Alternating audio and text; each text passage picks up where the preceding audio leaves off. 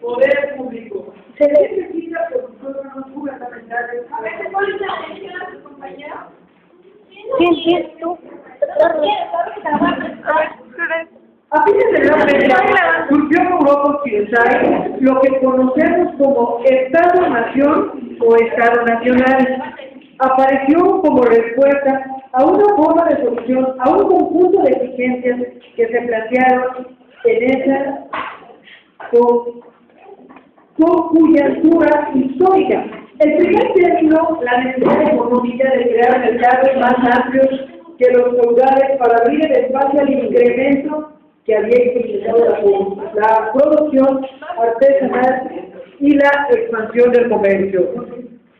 Políticamente, la formación del Estado Nacional obedecía tanto a la paz de los monarcas por acrecentar su poder, como al de la burguesía por liberarse de la oposición y culturalmente a la tendencia de unificarse que tenían los pueblos poseedores de una lengua. El Estado Nacional construyó una fórmula aceptada para resolver los retos que tuvieron que afrontar los pueblos de Europa Occidental en aquel momento, pero también acarreó graves inconveniencias, como lo revelan las constantes guerras, entre ellos se culminaron en las dos grandes celebraciones del siglo pasado. A pesar de lo cual, y no obstante, la crisis en la que ha entrado el Estado sigue siendo hasta nuestros días la forma que predomina la organización política. Bien, continuamos.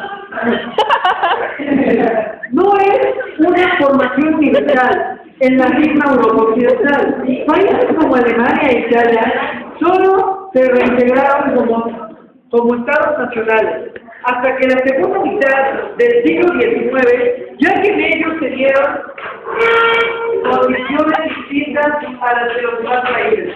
En América, los Estados Unidos, poblados exclusivamente por inmigrantes del viejo continente, lo que hoy conocemos como Europa, siguieron con bastante fidelidad el modelo europeo, pero en América Latina los estados se implementaron artificialmente, tanto en lo que se refiere a las fronteras como al parcelamiento de su población, que tiene características nacionales comunes, o en todo caso las diferencias que existen entre ellas. No se corresponde con sus fronteras. La población maya, por ejemplo, se encuentra repartida entre México, Guatemala y Honduras. Por lo demás, en los países latinoamericanos nunca se han podido establecer mercados nacionales sólidos y son como la crisis del fin de siglo. Sobre todo en aspecto financiero, mercados dependientes del exterior. Asia es otro mundo. Países como China o la India reúnen un mosaico de nacionalidades, solo formalmente encuadradas en un estado. Los países de la antigua Indonesia fueron colonias europeas y se convirtieron en estados independientes en una época muy reciente, hasta después de la Segunda Guerra, y no otro tanto cabe decir para las varias islas de la Polinesia. En el Medio Oriente y el norte de África, los pueblos árabes fueron protegidos, europeos hasta la Segunda Guerra, y de algunos su división política y su integración nacional. Muchos estados, tanto en África, Asia, América Latina, no se han podido construir como tales al no haber podido integrar a muchos grupos étnicos, que aunque ubicados dentro de sus fronteras, conservan sus propias autoridades y su propio sistema jurídico con independencia del Estado.